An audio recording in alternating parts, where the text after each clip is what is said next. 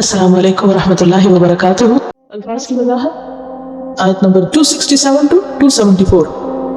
یا ایھا الذین آمنو، اے لوگو جو ایمان لائے ہو، انفقوا خرچ کرو، اسپینڈ، من طیبات، طیبات میں سے، من یہاں بعض کے معنوں میں آ رہا ہے. طیبات طیبۃ کی جمع ہے، طاب یطیب، طیب سے ہے، طیب خوشبو کو بھی کہتے ہیں، اور طیب کہتے ہیں عمدہ، حلال، پاکیزہ، کھری، صاف ستھری چیز. ما کسب تم، جو کمایا تم نے، کسب یکسب کمائی کرنا، ومما اور اس میں سے جو، اخرجنا نکالا ہم نے، لکم تمہارے لیے، من الارض زمین میں سے، ولا تیمموا اور نہ تم ارادہ کرو. تیمموا کا لفظ تیمم سے ہے، تیمم یتیمم، تیمم لفظی معنی ہوتا ہے ارادہ کرنا، اور یہ وضو نہ کر سکنے کی شکل میں جو تیمم کیا جاتا ہے تو اس سے مطلب کیا ہے؟ طہارت حاصل کرنے کی نیت یا ارادے سے اپنے ہاتھوں کو مٹی چھو کر اپنے چہرے اور ہاتھوں پر پھیرنا، یہ تیمم کہلاتا ہے. اور نہ تم ارادہ کرو الخبیثہ، ناپاک کا، ڈیفیکٹو کا. خبیث خبث سے ہے، خبث کہتے ہیں ردی کو، گلی سڑی، حرام، ناپاک چیزیں. منہ اس میں سے، تنفقون جو تم خرچ کرتے ہو، ولستم اور نہیں تم، لیسا کون سا فعل ہے؟ فعل ناقص، شابش. بآخذیہ اس کو لینے والے، اخذ یأخذ سے، الا مگر، ان تغمدو کہ تم آنکھیں بند کر لو، فیہ اس میں. تغمدو کا لفظ جو ہے یہ اغماز سے ہے، اغمز یغمز اغماز. اغماز کہتے ہیں پلک پر پلک رکھنے کو. پلک کیا ہوتا ہے؟ آئی لیشز. تو نیچے والی پلکوں کے اوپر والی پلکیں رکھ دی جائے تو اس کو اغماز کہتے ہیں، پلک پر پلک رکھنا. اچھا اس میں کیا ہوتا ہے کہ پوری طرح آنکھ بند کرنا نہیں ہوتا، بلکہ رکھ کے دیکھیں، یعنی تھوڑی تھوڑی آنکھیں کھلی بھی رہتی ہیں. یہ کہتے ہیں چشم پوشی کرنے کو، یعنی دیکھتے ہوئے بھی انجان بن جانا، نہ دیکھنا، یعنی گویا آپ نہیں دیکھ رہے لیکن آپ دیکھ بھی رہے ہوتے ہیں، نہیں بھی دیکھ رہے ہوتے، یعنی ایسے محسوس کرانا دوسرے کو گویا خبر ہی نہیں. درگزر کرنا، اعراض برتنا، دیکھ کے آنکھ بند کر لینا. اور غمز عارضی نیند کو بھی کہتے ہیں، عارضی نیند یعنی تھوڑی دیر کے لیے جیسے سو گئے تم. وَاعْلَمُوا اور جان لو، ان اللہ بے شک اللہ غنی بے پرواہ ہے. غنی کہتے ہیں نا مالدار کو، اور جو مالدار ہوتا ہے اس کو کسی کی پرواہ نہیں ہوتی. حمید تعریف والا ہے، کس کے وزن پر ہے؟ فاعل. کوئی اور لفظ اس کے وزن پر کیا پڑھا آپ نے؟ رحیم. رحیم کا ترجمہ کیجئے، بار بار رحم کرنے والا. تو اس میں کیا ہوتا ہے؟ کنٹینیوٹی ہوتی ہے. تو حمید جو ہر حال میں قابل تعریف ہے، یعنی اس وقت بھی تعریف ہے اس کی جب کوئی تعریف کر رہا ہو، اور جب کوئی نہ بھی کر رہا ہو تو اس کی تعریف ہوتی ہی چلی جاتی ہے. آپ سے آپ تعریف والا ہے. الشیطان شیطان، یعدکم تم کو دھمکی دیتا ہے. وعد یعد دھمکی دینے کے معنی میں بھی آتا ہے اور وعدے کے معنی میں بھی آتا ہے. الفقر فقر کا، پاورٹی کا، وہ تھریٹ کرتا ہے تم کو پاورٹی کی. اور شیطان کا روٹ کیا ہے؟ شین طا نون، شطن. شطن کا معنی ہوتا ہے دور، اللہ کی رحمت سے دور. وَيَأْمُرُكُمْ اور تم کو حکم دیتا ہے، orders you، امر. بالفحشاء بے حیائی کا. فحشاء کا لفظ ہے یہ فحش سے ہے، فحاشین. فحش کہتے ہیں کبھی کھلی برائی کو، جس کا کرنا اور سننا برا لگے، یعنی جو برائی ہی ہو، ہر حال میں برائی ہو. اور خصوصی طور پر زنا، لواطت اور بخل وغیرہ کے لیے آیا. واللہ یعدکم اور اللہ وعدہ کرتا ہے تم سے، مغفرتاً مغفرت کا. اللہ تم سے پرومس کرتا ہے کہ اگر تم خرچ کرو گے تو تم کو کیا ملے گی؟ بخشش گناہوں کی، forgiveness. منہ اس کے پاس سے، وفضلا اور فضل، باؤنٹی. فضل کا لفظ ہے، اس کے بھی کئی معنی ہوتے ہیں. فضل کا لفظی معنی ہوتا ہے زائد، یعنی تمہارے حق سے زائد، بڑھوتری کے معنوں میں آتا ہے.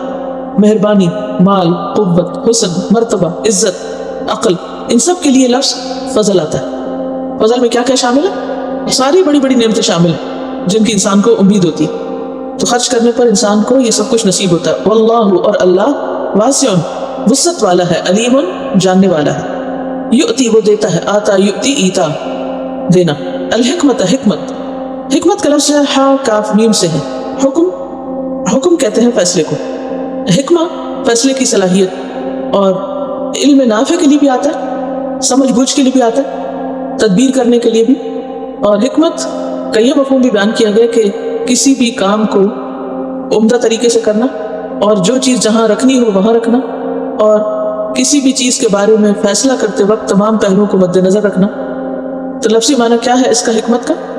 کسی بھی چیز کو اس کے اصل مقام پہ رکھنا اور صحیح فیصلے کی صلاحیت کا ہونا. کہتے کہ وضع الامور فی محلہا، معاملات کو ان کے مقام پر رکھنا، ہر چیز کو اس کی اصل جگہ پہ رکھنا. من یشاء جس کو وہ چاہتا ہے، وَمَن يُؤْتَ الْحِكْمَةَ اور جو دیا گیا حکمت فقد اوتیا بس تحقیق وہ دیا گیا خیرن کثیرا خیر کثیر بہت سی خیر مچ گڈ وما یذکر اور نہیں نصیحت پکڑتے یذکر اصل میں تھا یتذکر تو تا جو ہے وہ دال میں مدغم ہو گئی اہتمام سے یاد دہانی یا نصیحت حاصل کرنا یتذکر کا معنی ہے الا مگر اولو الالباب عقل والے الباب جو ہے یہ لب سے ہے لب کہتے ہیں عقل کو لیکن ہر عقل لب نہیں کہلاتی وہ عقل جو آمیزش سے خالی ہو اسی لیے اس کو لب لباب کہتے ہیں لب لباب کسی چیز کا کیا ہوتا ہے کسی چیز کی اصل چیز نکالنا یعنی خالص چیز اس میں سے نکال لینا تو یہ معنی ہے اولو الالباب یعنی چنے ہوئے عقل والے لوگ بہت ہی سمجھدار وما انفقتم اور جو بھی تم خرچ کرو من نفقۃ نفقے میں سے یعنی خرچ کے قابل چیز میں سے ایکسپینڈیچرز نفقہ او نظر تم یا تم نظر مانو نظر کا روٹ کیا ہے نون ذال را اس سے کوئی لفظ بنائیے نذیر نذیر کون ہوتا ہے تو پھر نظر کے اندر کیا چیز ہے ڈرنے کا معنی ہے نا ایسی چیز ایسی نیکی یا ایسا کوئی اچھا کام جو انسان ڈر کے اپنے اوپر لازم کر لے جب آپ کسی مصیبت سے ڈرتے ہیں تو آپ کیا کرتے ہیں نظر مان لیتے ہیں تو کنیکشن سمجھ میں آیا عام حالات میں کوئی نظر نہیں مانتا جب کوئی مشکل آتی ہے تو پھر کیا ہوتا ہے خوف آتا ہے تو اس سے بچاؤ کے لیے لوگ کیا کرتے ہیں نظر مان لیتے ہیں من نظر کوئی بھی نظر فإن اللہ یعلم تو بے شک اللہ اس کو جانتا ہے وما للظالمین اور نہیں ظالموں کے لیے ظالم کی جمع ظالمین رانگ ڈورز من انصار کوئی بھی مددگار نصیر کی جمع انصار ہیلپرز ان تبدو اگر تم ظاہر کرو گے ابدا یبدی ابدا سے ظاہر کرنا وہ ایک مشہور عربی کی پویم ہے الصبح بدا بدا کا کیا مطلب ظاہر ہو گیا ابدا یبدی ظاہر کرنا الصدقات صدقات کو صدقت ان کی جمع فنعما تو کتنا اچھا ہے یہ نعمہ جو تھا اصل میں نعمہ ماں ہے نعمہ اور ماں ہی وہ کتنا اچھا ہے اگر تم ظاہر کر کے دو وَإِن تُخْفُوهَا اور اگر تم ان کو چھپا کے دو اخفا یخفی اخفا وَتُؤْتُوهَا اور تم دو اس کو آتا یوتی ایتا الفقراء فقیروں کو فَهُوَ خَيْرٌ لَكُمْ تو وہ بہتر ہے تمہارے لیے وَيُكَفِّرُ اور وہ دور کر دے گا عنکم تم سے من سیئاتکم تمہاری برائیوں میں سے کفر یکفر تکفیر کا معنی ہوتا ہے ویسے تو کفر کے معنی میں لیکن کفران کا مطلب ہوتا ہے کسی سے کوئی چیز ہٹا دینا ٹو ریموو سم تھنگ اور سیئات کیا ہے مس ڈیڈز یعنی برائیاں غلط کام سیئات ان کی جمع واللہ اور اللہ بما تعملون ساتھ اس کے جو تم عمل کرتے ہو خبیر خبر رکھنے والا ہے لیسا نہیں ہے علیکا آپ کے ذمہ ہداہم ان کی ہدایت ولیکن اللہ لیکن اللہ یہدی ہدایت دیتا ہے من یشاء جس کو وہ چاہتا ہے وما تنفقو اور جو بھی تم خرچ کرو مال میں سے فلی انفسکم تو تمہارے اپنے نفسوں کے لیے تمہارے اپنے فائدے کے لیے وما تنفقون اور نہ تم خرچ کرو الا مگر ابتغاء وجہ اللہ اللہ کی رضا چاہنے کے لیے یہ تنفقون اصل میں ویسے تو خبر ہے یعنی فعل ہے لیکن یہاں نہیں کے معنوں میں آ رہا ہے ما تنفقون کا ترجمہ کیسے کریں گے نہ تم خرچ کرو الا ابتغاء وجہ اللہ مگر اللہ کا چہرہ چاہنے کے لیے یعنی اللہ کی رضامندی کے لیے وما تنفقوا اور جو بھی تم خرچ کرو گے من خیر مال میں سے یوفا پورا پورا دیا جائے گا ری پے کیا جائے گا وفا یوفی وفا سے الیکم تمہاری طرف وانتم اور تم لا تظلمون ظلم نہ کیے جاؤ گے للفقراء فقراء کے لیے فقیر کی جمع الذین وہ لوگ جو احصروا گھیر لیے گئے احصر یحصر احصار رکاوٹ ڈالنا محاصرہ کرنا کسی جگہ کو تنگ کرتے جانا روکنا بند کرنا ہاں صادرہ اس کا روٹ ہے فی سبیل اللہ اللہ کے راستے میں لا یستطیعون نہیں وہ استطاعت رکھتے ضربن سفر کرنے کی ضرب کا مطلب ہوتا ہے ایک چیز کو دوسری پہ مارنا تو یہاں مراد ہے سفر کرنا کیونکہ پاؤں کو انسان زمین پر مارتا ہے فی الارض زمین میں یعنی زمین میں سفر نہیں کر سکتے یحسبہم سمجھتا ہے ان کو الجاہل جاہل جاہل کون ہوتا ہے جس کے پاس علم نہ ہو اغنیاء غنی غنی کی جمع اغنیاء غنی کا کیا معنی بتایا تھا میں نے مالدار من التعفف تعفف کی وجہ سے اور تعفف کیا قناعت تعفف یتعفف عین فا فا اس کا روٹ ہے حیا کی وجہ سے دامن پاک رکھنا یعنی کسی عیب سے اپنے دامن کو پاک رکھنا حیا کی وجہ سے کوشش سے پارسا رہنا طمع نہ کرنا سوال نہ کرنا تھوڑی چیز پہ اکتفا کرنا تعفف قناعت تعرفہم تم پہچان لوگے ان کو یعنی ان کی خودداری کی وجہ سے تم انہیں پہچان لوگے you will know them بسیماہم ان کی علامات سے سیما سیما کہتے ہیں علامت یا نشان کو اصل میں یہ وسمہ تھا امتیازی نشان والخیل المصومہ قرآن پاک میں آتا ہے نشان زدہ گھوڑے ایسا نشان لگانا کہ جس سے وہ چیز دوسروں سے نمایاں ہو جائے الگ ہو جائے لا یسألون الناس، نہیں وہ سوال کرتے لوگوں سے، سأل یسأل سے یسألون پیچھے پڑ چکے، یسألونک الحافا لپٹ لپٹ کر، لحاف سے ہے، لحاف کس لیے ہوتا ہے؟ اوڑھنے کے لیے یا لپٹانے کے لیے؟ لپٹاتا ہے انسان اس کو اپنے ساتھ تاکہ سردی نہ لگے۔ الحافا لپٹ لپٹ کر، یعنی وہ پیچھے نہیں پڑتے، چمٹتے نہیں، الحف یلحف الحاف سے۔ وما تنفقوا، اور جو بھی تم خرچ کرو گے، من خیر مال میں سے، فإن اللہ بہ علیم، تو بے شک اللہ اس کو جاننے والا ہے، اللہ کو سب خبر ہے۔ الذین، وہ لوگ، ینفقون، جو خرچ کرتے ہیں، اموالہم، اپنے مالوں کو، باللیل، رات کے وقت، والنہار، اور دن کے وقت، سرن، چھپا کر، سین را را اس کا روٹ ہے، سری نماز، وعلانیتاً، اور دکھا کر، یعنی علانیہ طور پر۔ سر کس کو کہتے ہیں؟ راز کی بات، بھید۔ وعلانیتاً، اور علانیہ، عین لام نون سے۔ فلہم، تو ان کے لیے، اجرہم، ان کا اجر ہے، عند ربہم، ان کے رب کے پاس۔ اجر کا معنی کیا ہے؟ ثواب۔ ولا خوف، اور نہیں کوئی خوف، علیہم، ان پر، ولا ہم، اور نہ وہ، یحزنون، وہ غمگین ہوں گے۔ تفسیر کریں گے انشاءاللہ۔ یا ایھا الذین آمنوا، اے لوگوں جو ایمان لائے ہو، انفقوا، خرچ کرو، من طیبات ما کسبتم، ان پاکیزہ چیزوں میں سے جو تم نے کمائی کی، یعنی اپنی محنت سے جو حاصل کی۔ یہاں پھر یا ایھا الذین آمنوا کہہ کے خطاب کیا جا رہا ہے، ہم سب کو حکم دیا جا رہا ہے۔ اس حکم کو سننا اور اس پر عمل کرنا ضروری ہے۔ اس پر عمل کرنا ایمان کے تقاضے پورے کرنا ہے، اور اس کی خلاف ورزی ایمان میں نقص ہے، ایمان میں کمی ہے۔ تو ایمان کی صفت کے ساتھ اللہ تعالیٰ پکار رہے ہیں، ایمان کی صفت کے ساتھ ہمیں پکارا جا رہا ہے۔ تمہارے ایمان کا تقاضا ہے کہ تم ایسا کرو۔ کیا کرو؟ خرچ کرو۔ پیچھے خرچ کرنے والوں کے بارے میں بات کی گئی کہ خرچ کرنے والوں کے اندر کیا صفات ہونی چاہیے اور کیا نہیں، اور یہاں پر جو چیزیں خرچ کی جا رہی ہیں اب ان کی بات ہے، یعنی جو کچھ خرچ کیا جا رہا ہے اس کے بارے میں ہدایات دی جا رہی ہیں کہ وہ کیسا ہونا چاہیے۔ فرمایا من طیبات، پاکیزہ چیزوں میں سے خرچ کرو، عمدہ میں سے، حلال ہو، صاف ستھرا ہو، اور ما کسبتم، جو تم نے خود کمایا ہو۔ تو گویا انسان اپنی محنت سے جو کچھ کماتا ہے وہ صرف اس کا اپنا نہیں ہو جاتا، وہ بہرحال اللہ نے اس کو دیا ہوتا ہے، اور اس میں دوسروں کا بھی حق ہوتا ہے۔ جہاں تک انسان کی کمائی اور کوشش کا تعلق ہے تو اسے تو ایکنالج کیا جا رہا ہے کہ ما کسبتم، تمہاری کوشش ہے، تم نے کمایا ہے، لیکن یہی تو مطالبہ ہے کہ تم بھی کماؤ تو بھی وہ صرف اپنے اوپر نہیں خرچ کرو، اس میں سے دوسروں پر بھی خرچ کرو۔ تو اس سے پتہ چلتا ہے کہ جو اموالی تجارت ہے، یعنی جن سے انسان تجارت کرتا ہے، ان پر بھی زکوٰۃ ہے۔ وَمِمَّا، اور اس میں سے بھی خرچ کرو، اخرجنا لکم من الارض، جو ہم نے تمہارے لیے زمین میں سے نکالا ہے۔ عشر کی طرف اشارہ ہے، زمین کی پیداوار میں سے خرچ کرنے کا حکم دیا جا رہا ہے۔ قرآن پاک میں ایک دوسری جگہ آتا ہے وَآتُوا حَقَّهُ يَوْمَ حَصَادِهِ، اور دو اس کا حق اس کی کٹائی کے دن، یعنی جس دن پھل اترے اس دن۔ پھر آگے اس میں پیمانے بتا دیے گئے کہ کتنا پھل ہو تو اس میں سے کتنا دینا چاہیے، ان تفصیلات کا اس وقت نہیں، لیکن ایک بات قابل غور ہے کہ نمبر 1 کہا کہ کسب، تم نے کام کیا اس میں، اور دوسرے میں فرمایا اخرجنا، ہم نے نکالا، یعنی زمین سے جو کچھ نکلتا ہے بندہ جتنی چاہے محنت کر لے، جب تک اللہ تعالیٰ اسے نہ نکالے کچھ بھی نہیں نکل سکتا۔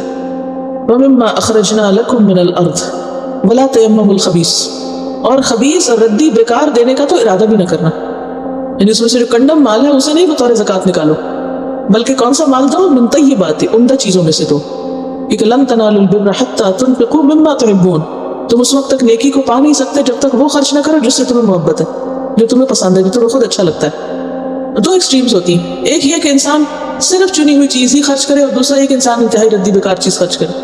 تو ان دونوں کے درمیان اعتدال کیا جا سکتا ہے۔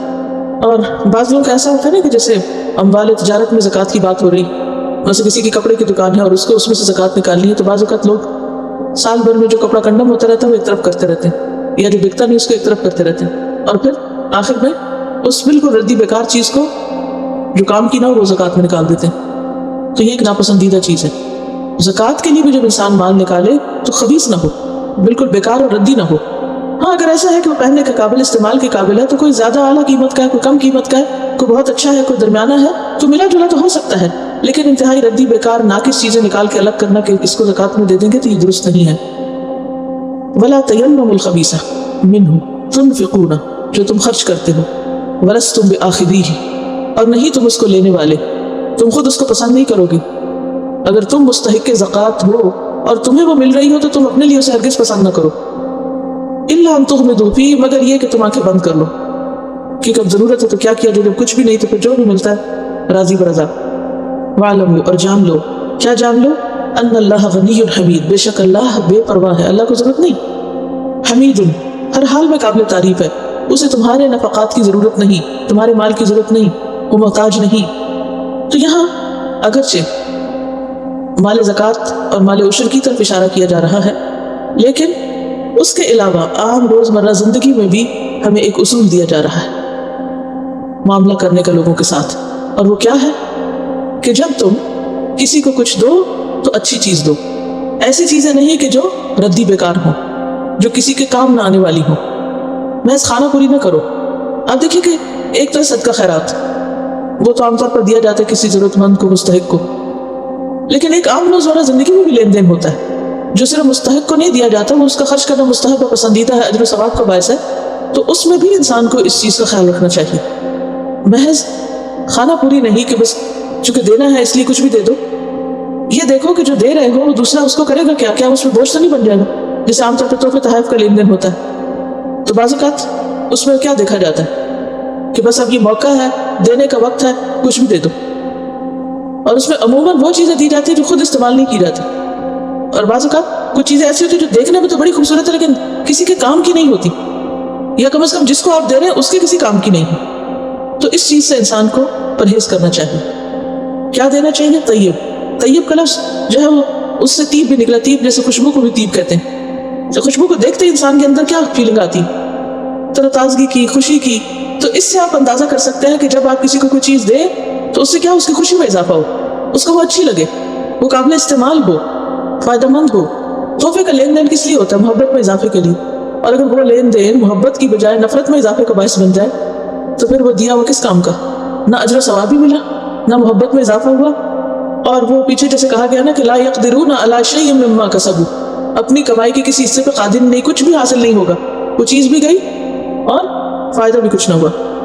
حدیث میں آتا ہے من احب ان يزحزح عن النار، پہلے پارے میں آپ نے پڑھا نا بمزحزحہ ہی، وہی روٹ ہے اس کا، من احب ان يزحزح عن النار، جو پسند کرے کہ اسے آگ سے بچا لیا جائے، ويدخل الجنہ، اور جنت میں داخل کر دیا جائے، کس کس کو پسند ہے؟ سب کو۔ فلتأتہ منیتہ، بس چاہیے کہ آئے اس کے پاس اس کی موت، اس کی موت اس حال میں آئے، وہو یؤمن باللہ، کہ وہ اللہ پر ایمان رکھتا ہے، والیوم الآخر، اور آخرت پر ایمان رکھتا ہے، ولیأت الی الناس، اور چاہیے کہ آئے لوگوں کی طرف، ما یحب ان یؤتی الیہ، اس چیز کے ساتھ جو وہ پسند کرتا ہے کہ اس کی طرف آئے، یعنی لوگوں کو وہ دے جو خود لینا پسند کرتا ہے۔ یہ تو لفظی ترجمہ تھا نا، اب اس کا مفہوم کیا ہے کہ جو شخص یہ چاہتا ہے کہ جہنم سے بچایا جائے، آگ سے بچایا جائے، جنت میں داخل کیا جائے، تو اس کو چاہیے کہ وہ اللہ اور یوم آخرت پر ایمان رکھتا ہو، اور اسی حال میں اس کی موت ہے، یعنی اس کا خاتمہ ایمان پر ہو، دوسرے لفظوں میں کہنا چاہیے، اور لوگوں کو وہی دے یا لوگوں کے ساتھ وہی سلوک کرے جو وہ اپنے لیے چاہتا ہے کہ لوگ اس سے سلوک کریں، جو چیز اسے اپنے لیے پسند تھی وہی دوسروں کے لیے پسند کرے، تو مسئلہ ہی حل ہو جائے گا۔ کیونکہ بات یہ ہے کہ جو کسی کو رسپیکٹ دے نہیں سکتا اس کو رسپیکٹ نہیں ملتی، جو محبت دیتا نہیں اس کو محبت نہیں ملتی، جو کسی کا احترام نہیں کرتا اس کو احترام نہیں ملتا، جو کسی کا اچھا نہیں چاہتا پھر اس کا بھی اچھا نہیں چاہا جاتا۔ تو جو اپنے لیے پسند کرو وہی پھر دوسرے کے لیے کرو۔ حدیث میں آتا ہے نا لا یؤمن احدکم حتی یحب لاخیہ ما یحب لنفسہ، کہ وہ شخص مومن نہیں جب تک کہ وہ اپنے بھائی کے لیے وہ پسند نہ کرے جو وہ اپنے لیے کرتا ہے۔ تو ہمیں اپنے لیے کیا معاملہ پسند ہے کہ ہمارے ساتھ کیا معاملہ کیا جائے، بس یہ ایک پیمانہ دے دیا گیا، معیار دے دیا گیا، جب کسی کے ساتھ کرنے لگو تو سوچ لو کہ کیا تم اپنے لیے چاہو گے، خود کو پسند ہے، اور اگر نہیں تو رک جاؤ، ذرا سوچ کے کرو۔ وَاعْلَمُوا، اور جان لو، ان اللہ، بے شک اللہ، غنی، بے نیاز ہے، حمید، تعریف والا ہے، یعنی اللہ کو تمہارے مال کی کوئی ضرورت نہیں۔ اور پھر اگر انسان یہ سوچ کے دینا کہ یہ میں بندے کو نہیں دے رہا اللہ کو دے رہا ہوں، تو کیسا دے گا؟ کیونکہ ہم بندے کو دے رہے ہوتے ہیں نا، ہم سوچتے ہیں انسان ہی تو ہے، لہٰذا جیسا انسان ہوتا ہے نا ویسے ہی معاملہ کر لیتے ہیں۔ کوئی ہمارے ساتھ اچھا ہوتا ہے تو ہم بھی اس کے ساتھ اچھے بن جاتے ہیں، اور جو ہمارے ساتھ اچھا نہیں ہوتا تو ہم بھی اس کے ساتھ اچھے نہیں ہوتے۔ تو اس پر بھی ایک حدیث آتی ہے کہ تم اپنے رویے کو لوگوں کے ताबे मत करो। ये मत कहो कि लोग अच्छे होंगे तो हम भी अच्छे होंगे, वो अच्छे नहीं तो हम भी अच्छे नहीं। हमें क्या करना चाहिए? जो हमारे नज़दीक दुरुस्त है। हमारा अमल लोगों की राय के ताबे, लोगों के रवैये के ताबे ना हो, क्योंकि चूंकि वो मेरे से अच्छा नहीं, लिहाजा मैं क्यों अच्छा हूँ। इनका सवाल ये है कि क्या ऐसी चीज़ दे सकते हैं कि जो हमारी ज़रूरत की नहीं लेकिन दूसरे के लिए वो ज़रूरत की चीज़ है और उसके काम की है, तो ऐसा दे सकते हैं कि उसको फ़ायदा हो जाए, वो खुश होकर लेने वाला हो, यानी उसके एंड पर वो पसंदीदा है। क्योंकि चॉइसेस तो बदलती रहती है ना, हमारी चॉइस और दूसरे की चॉइस में फ़र्क हो सकता है, हमारी ज़रूरत और दूसरे की ज़रूरत में फ़र्क हो सकता है। तो पीछे आप पढ़ चुके हैं कि पूछा कि क्या खर्च करें, तो कहा कि जो ज़रूरत से ज़ायद हो। पांच चीज़ें हमारी ज़रूरत से ज़ायद हो जाती हैं, छोटी हो जाती हैं, या किसी भी और वजह से हम उनको इस्तेमाल नहीं कर सकते, तो बजाय इसके कि वो ज़ाया कर दी जाए, वो किसी न किसी के इस्तेमाल में ले आई जाए। लेकिन ये उसूल जो दिया जा रहा है वो आमतौर पर जब आप ज़कात का माल निकालें या अल्लाह की खातिर सदका खैरात करें या किसी को खाना खिलाएं या कोई और इस तरह, तो बिल्कुल रद्दी बेकार चीज़ मत दें। अश्शैतान, शैतान यइदुकुमुल फ़क़्र, वादा करता है तुमसे फ़क्र का। यानी रुकावट कौन बनता है अच्छा करने में? शैतान। तो शैतान का तो काम ही ये है कि वो तुम्हें थ्रेट करता है कि देखो अगर किसी को दे दिया तो तुम्हारा क्या बनेगा, इस तरह तो तुम्हारा अपना खर्च पूरा नहीं होगा, तुम्हारी ज़रूरत पूरी नहीं होगी, तुम फ़कीर बन जाओगे। वयअमुरुकुम बिल फ़हशा, और उसके साथ साथ दूसरी तरफ बेहयाई का हुक्म देता है, बुरे कामों का हुक्म देता है। और बेहयाई में अगर हम यहाँ माल खर्च करने के मामले में लें तो मुराद इससे बुखल है या फिर इसराफ है।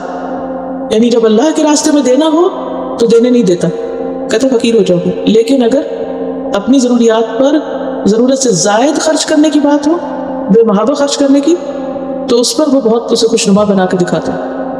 वल्लाहु यइदुकुम मग़फ़िरतन, और अल्लाह वादा करता है तुमसे मग़फ़िरत का, गुनाहों की माफ़ी का, मिन्हु, उसके पास से, कि अगर तुम खर्च करोगे तो नतीजे में क्या फ़ायदा होगा। हदीस में आता है ना कि सदका करने से गुनाहों की आग बुझ जाती है, अल्लाह ताला का गज़ब ठंडा होता है। तो अल्लाह तुमसे मग़फ़िरत का वादा करता है, वफ़ज़ला, और फजल का, यानी सिर्फ सवाब ही नहीं देगा, सिर्फ गुनाह ही बख्शे नहीं जाएंगे, बल्कि उसके साथ साथ और क्या होगा, मज़ीद भी चीज़ें मिलेंगी और उसकी रहमतें और नवाजिशें होंगी, जो सदका खैरात का एक नतीजा होता है। सदका खैरात ऐसी चीज़ है कि जिससे इंसान को दुनिया में भी फ़ायदा पहुँचता है और आखिरत में भी। और दुनिया के फ़ायदे क्या हैं? सदक़े से बलाएँ टलती हैं, मुसीबतें दूर होती हैं, तकलीफ़ें दूर होती हैं इंसान की, इंसान के गम और दुख जो हैं उनसे निजात मिलती है उसको। वल्लाहु वासिउन अलीम, और अल्लाह वासिउन अलीम है, वुसअत वाला है, इल्म वाला है। जैसे आपको बताया गया था कि ये वुसअत सिर्फ किसी एक सिफत में नहीं, तमाम सिफात के अंदर है, और उसका इल्म भी हर चीज़ का इहाता किए हुए है। तो बुनियादी तौर पर हमें दो रास्ते बता दिए गए। एक रास्ता है जिसमें अल्लाह की खातिर खर्च किया जाता है, फी सबीलिल्लाह, और दूसरा है जिसमें शैतान की मर्जी के मुताबिक खर्च किया जाता है। जब इंसान अल्लाह के रास्ते में खर्च करता है तो कहाँ खर्च करता है बताइए?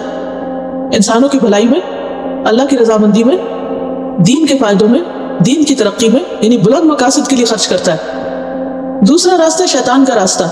जब इंसान शैतान के कहने पर खर्च करता है तो कहाँ खर्च करता है? अपनी ख्वाहिशात पर, ज़रूरियात पर नहीं, ख्वाहिशात पर। और ख्वाहिशात क्या होती हैं? ख्वाहिशात नफ्स।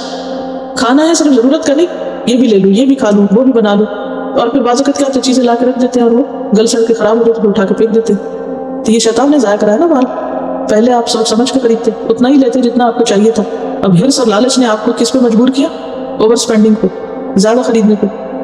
इसी तरह पहनने में भी ज़्यादा ज़रूरत कपड़े खरीद के रख लेते, फिर पहने नहीं जाते, फिर क्या होता है, छोटे होते इधर उधर ख़त्म कर दिए जाते हैं। और इसी तरह बाकी तमाम चीज़ों में भी। तो शैतान का काम क्या है कि इंसान को ऐसी चीज़ों में उलझाता है, वो चीज़ें खूबसूरत बना के पेश करता है कि जिसकी वजह से इंसान के पास इतना बचे ही ना कि वो खैर और भलाई के काम में खर्च कर सके। तो खर्च करने की दो सूरतें हैं, और हम में से हर एक अपने आप से पूछे कि मैं कहाँ खर्च करती हूँ? क्या अल्लाह के रास्ते में? और कौन कौन सा अल्लाह का रास्ता मैंने अभी बताया, दोहराइए ज़रा उसको, क्योंकि हमारे अमल से मुतल्लिक चीज़ है। इंसानों की भलाई के काम में, अल्लाह की रजामंदी के कामों में, दीन की सरबुलंदी और बुलंद मकासद के लिए। और शैतान का रास्ता कहाँ से आता है? ख्वाहिशात नफ्स के ज़ाती ज़रूरियात को इतना बढ़ा चढ़ा के वो पेश करता है कि इंसान इसराफ से काम लेने लगता है, फजूल खर्ची करने लगता है, ज़रूरत के बगैर खर्च करने लगता है। तो कुरान पाक में आता है ना, इन्नल मुबद्दिरीन कानू इख्वान शयातीन व कान शैतान लिरब्बिही कफूरा, सूरत बनी इसराइल के। बेशक फजूल खर्च लोग शैतान के भाई होते हैं, और शैतान अपने रब का बड़ा ही नाशुक्रा है, तो इंसान को भी नाशुक्रा बनाता है। तो ज़रूरत इस बात की है कि हम शैतान को अपना दुश्मन समझें और उसके फंदों और जालों से महफूज रहें। इन्न शैतान लकुम अदुव्व फत्तखिज़ूहु अदुव्वा इन्नमा यदउ हिज़्बहु लियकूनू मिन अस्हाबिस सईर। शैतान तुम्हारा दुश्मन है, उसे दुश्मन समझो। उसकी पार्टी यानी शैतान का ग्रोह या पार्टी जो है वो तुमको बुला रही है अपनी तरफ, ताकि तुम भी जलने वालों में शामिल हो जाओ। तो बात यह है कि हर वो चीज़ جس کے کرنے سے فساد، تعلقات کی خرابی اور انسان کی زندگی میں بدمزگی آئے، وہ دراصل شیطان کی مداخلت کی وجہ سے ہوتی ہے۔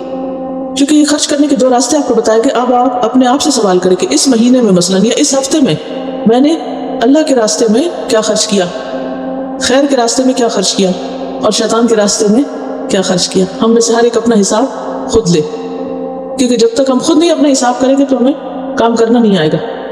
اور اگر میں نے دین کے فائدے کے لیے، اللہ کی رضامندی کے لیے کچھ بھی خرچ نہیں کیا اور صرف اپنی ذات اور اپنے بچے اور اپنے گھر اور اپنی ڈیکوریشن اور بس اسی پہ خرچ کرتی چلی جا رہی ہوں، تو یہ یقینی طور پر کیا ہے؟ پھر شیطان کا بہلاوا ہے، کیونکہ وہ انہی راستوں سے آگے بڑھتا ہے۔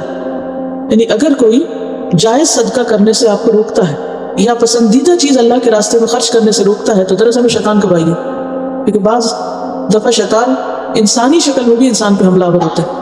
مثلاً کوئی اچھا اللہ کے راستے میں خرچ کرنا چاہ رہے ہیں تو اتنے میں کوئی آ جائے گا آپ کے پاس، اچھا کیا کرنے جا رہی ہے، یہ دو گی، نو اس کو نہیں دو، اس کے بجائے فلاں چیز دے دو۔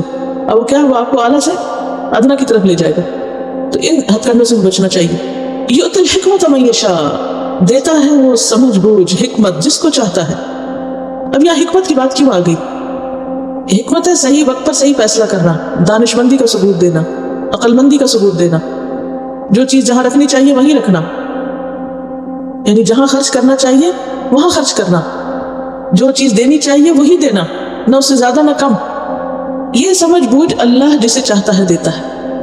وَمَن يُؤْتَ الْحِكْمَةَ، اور جو حکمت دے دیا گیا، جس کو حکمت یہ سمجھ بوجھ مل گئی، فَقَدْ أُوتِيَ خَيْرًا كَثِيرًا، اس کو بہت بڑی خیر مل گئی۔ جس کو حکمت ملی، جس کو یہ سمجھ بوجھ ملی، اس کو تو سب کچھ مل گیا۔ وَمَا يَذَّكَّرُ إِلَّا أُولُو الْأَلْبَابِ، اور نہیں نصیحت پکڑتے مگر عقل والے ہی۔ اس سے عقل والوں کو ہی بات سمجھ آتی، ہر ایک کو نہیں آتی۔ یعنی جو شخص مال کو صحیح جگہ پر اللہ کے بتائے ہوئے طریقے پر خرچ کرتا ہے وہی حکمت والا ہے۔ اور ناسمجھی کیا ہے، نادانی کیا ہے؟ کیا کرنا؟ مال کو غلط راستے پر خرچ کرنا، شیطان کے بتائے ہوئے راستوں پہ خرچ کرنا۔ اصل میں جو حکمت ہے نا، اس کا تعلق صرف مال خرچ کرنے سے بھی نہیں، حکمت کا تعلق زندگی کے سارے معاملات سے ہے، کہ انسان جو کچھ بھی کرے سمجھ بوجھ کے کرے۔ حکمت باتوں میں بھی ہوتی ہے، حکمت کاموں میں بھی ہوتی۔ مثلا کاموں میں حکمت کیا ہے؟ جیسے کھانا پکانے کی مثال، تو ہم نے دیکھا ہوگا کچھ لوگ کھانا پکاتے ہیں تو کبھی نمک زیادہ ہوتا ہے، کبھی اس میں مرچیں زیادہ ہو جاتی، کبھی تیل زیادہ ہو جاتا ہے، کبھی کچھ، یعنی وہ جیسا اسے پکنا چاہیے ویسا نہیں پکا ہوتا۔ اب حکمت کیا ہے دراصل؟ کہ جو چیز جیسی ہونی چاہیے تھی ویسی ہی ہو، نہ اس سے زیادہ نہ کم۔ اسی طرح کپڑا سینے میں حکمت کیا ہے؟ صحیح سائز کے مطابق ہو، نہ زیادہ لمبا ہو کھلا ہو اور نہ ہی زیادہ چھوٹا یا تنگ ہو۔ گھر کے فرنیچر رکھنے میں حکمت کیا ہے؟ بیڈ روم سیٹ کہاں رکھا جائے؟ کچن میں، بیڈ روم میں ہی، جو چیز جہاں کے لیے بنی وہیں رکھی جائے تاکہ اس کو صحیح طور پر استعمال کیا جا سکے۔ تو حکمت کیا ہے؟ چیزوں کو ان کی مناسب جگہ پر رکھنا۔ گفتگو میں حکمت کیا کہ جو بات جہاں کہنی چاہیے وہیں کہنا، وقت سے پہلے نہ کہہ دینا، اور اسی طرح وقت گزر جانے کے بعد بھی نہیں کہنا۔ اب ایک معاملہ ہو چکا سارا، اور اب آپ کیا ہے اس کو خامخواہ چھیڑ کے اس میں فتنہ فساد کر رہے ہیں، تو ہو گیا، گزر گیا، آپ کو ضرورت نہیں اس کو کرنے کی۔ تو حکمت کیا ہوتی ہے؟ باتوں میں بھی ہوتی ہے کہ بات کو موقع محل کی مناسبت سے کرنا۔ اب مثلا موقع محل کی مناسبت کیا ہے؟ کہ اگر کہیں کو فوت ہو گیا ہے تو وہاں کیسی بات کی جائے؟ جوک سنائے جائیں، یا شادی کے موقع پر کیا کیا جائے؟ یعنی خوشی کے موقع پر خوشی کا اظہار، غم کے موقع پر غم کا اظہار، اور اگر کوئی اس کے برعکس کرے، غم کے موقع پہ ہنسنا شروع کر دے، خوشی کے موقع پہ رونا شروع کر دے، تو یہ حکمت ہوگی؟ نہیں، یہ حکمت نہیں۔ اسی طرح عمل میں حکمت کیا ہے؟ جو چیز جہاں کی ہے وہیں رکھی جائے۔ مثلا قرآن مجید کے رکھنے کی جگہ کہاں ہوتی ہے؟ اونچی جگہ پر، مقدس جگہ پر۔ اسی طرح کپڑوں کے رکھنے کی ایک جگہ ہے۔ تو اس کا تعلق زندگی کی آرگنائزیشن سے بھی ہے کہ آپ آرگنائزڈ انسان ہوں، یعنی جہاں جو چیز مناسب ہے وہیں رکھی جائے، جس میں سہولت ہو انسان کی۔ اسی طرح حکمت ہوتی ہے کہ جو چیز چھوڑ دینی چاہیے اسے چھوڑ دے، اور جو چیز اختیار کرنی چاہیے اسے اختیار کر لے بغیر کسی رکاوٹ کے۔ جہاں چلنا مناسب ہو وہاں چلے، اور جہاں رکنا مناسب ہو رک جائے، بے وقت اقدام نہ کرے۔ آدھی رات کا وقت ہوتا ہے، میں تو ابھی جاؤں گی فلاں کام کرنا، اور یہ نہ دیکھے کہ وقت ہے کہ نہیں جانے کا، کون سا کام کرنے کا وقت ہے، نہیں بس اس کو خیال آ گیا اس نے اب کرنا ہے، چل پڑے کرنے۔ تو یہ چیز ٹھیک نہیں۔ حکمت تمام احوال اور تمام مواقع پر ہوتی ہے۔ مثلا چلنے میں حکمت کیا ہے؟ کہ کہاں پاؤں رکھ رہا ہوں، مثلا رکھنے کی جگہ ہے یا نہیں۔ ہم دیکھو کہ بعض لوگ برتن بہت توڑتے ہیں، ہوتا نا ایسے، اور کچھ لوگ سالوں سے کوئی برتن نہیں ٹوٹتا۔ وہ فرق کس چیز کا ہے؟ برتنوں کے کچے پکے ہونے کا یا انسان کا؟ چھوٹ بھی جاتے ہیں بعض اوقات، لیکن وہ کبھی کبھار تو ہوا، لیکن کچھ لوگ تو بس روز ہی چھوڑتے رہتے ہیں۔ دیکھیے کہ یہ ایسے ہی ہے کہ اللہ جسے چاہتا ہے لمبی عمر دیتا ہے، جسے چاہتا ہے رزق دیتا ہے۔ تو جہاں بھی من یشاء کا لفظ آئے، ایک قاعدہ بنا لے قرآن مجید میں من یشاء کو سمجھنے کا، اور وہ کیا ہے کہ اللہ کی مشیت اس کی حکمت کے تابع ہوتی ہے کہ کس کو کیا چیز دینی ہے اور کس کو نہیں دینی۔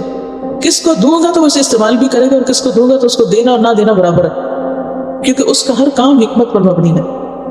اللہ کا اپنا ہر کام کس پر مبنی ہے؟ حکمت پر۔ تو کیا ایسا ہو سکتا ہے کہ اس کی حکمت کا تقاضا ہو کہ یہاں دیا جائے یا یہاں نہ دیا جائے، اور وہ اس کے خلاف کرے؟ نہیں، اس کا کوئی کام حکمت کے خلاف نہیں ہے۔ سوچ سمجھ کے کام کرنا چاہیے، اسے اپنے امور کو ریویو کرنا چاہیے کہ میری غلطی کہاں ہے، ٹھیک ہے نا؟ کیونکہ بہت سے لوگ غلط کام کرتے بھی مانتے بھی نہیں ہیں کہ وہ غلط کر رہے ہیں، سوچتے نہیں ہیں، غور نہیں کرتے۔ اور یہاں پر یہ جو کہا گیا نا، اور جس کو حکمت دی گئی اس کو بہت بڑی بھلائی دے دی گئی، بہت بڑی بھلائی۔ اب ہر ایک کا دل للچاتا ہے کہ میرے پاس بھی ہو، کیونکہ خیر کے لیے حدیث تو ہونا چاہیے نا۔ حدیث میں آتا ہے احرص علی ما ینفعک، حرص رکھو اس چیز کی جس سے تم کو فائدہ پہنچے۔ یہ نہ کہو کہ نہیں اچھا کوئی نہیں، میری قسمت میں ہوتا تو مل جاتا۔ اب اگر کوئی چاہے تو اسے کرنا کیا چاہیے؟ اس کے لیے سب سے پہلے تو یہ کہ دعا مانگنی چاہیے کہ اللہ مجھے حکمت عطا کر، کیونکہ یہ اللہ دیتا ہے، اللہ کے پاس ہے، تو جو اس سے مانگے گا اسے ملے گی، ٹھیک ہے۔ نمبر 2، عقل مندوں کی صحبت اختیار کرے، یعنی اپنی طرف سے کوشش کیا ہونی چاہیے کہ جو صاحب حکمت لوگ ہیں ان کی صحبت میں بیٹھے، ان کے پاس اٹھے بیٹھے، دیکھیں کہ وہ کیسے کام کرتے ہیں۔ مثلا ہم نے کھانا پکانے سے بات شروع کی تھی، تو اگر آپ اچھا کھانا پکانا چاہیں تو آپ کو کیا کرنا ہوگا؟ صرف ریسیپی بک پڑھ کے آپ بنا لیں گے؟ سوال ہی پیدا نہیں ہوتا۔ صرف علم سے یا کتاب سے حکمت نہیں آتی، آپ کو اس شخص کے پاس کھڑے ہونا پڑے گا، دیکھنا پڑے گا، غور کرنا پڑے گا، کیونکہ وہ پکانے والا ہر چیز بتاتا بھی نہیں ہے، وہ کچھ چیزیں صرف کر ہی رہا ہوتا ہے۔ تو اب آپ کی آبزرویشن جتنی اچھی ہوگی اتنا ہی بہتر آپ اس سے اخذ کر لیں گے۔ تو جو جس چیز کا ماہر ہو اس کی صحبت اختیار کرنا ضروری ہے۔ تو حکمت کے لیے عاقلوں کی صحبت۔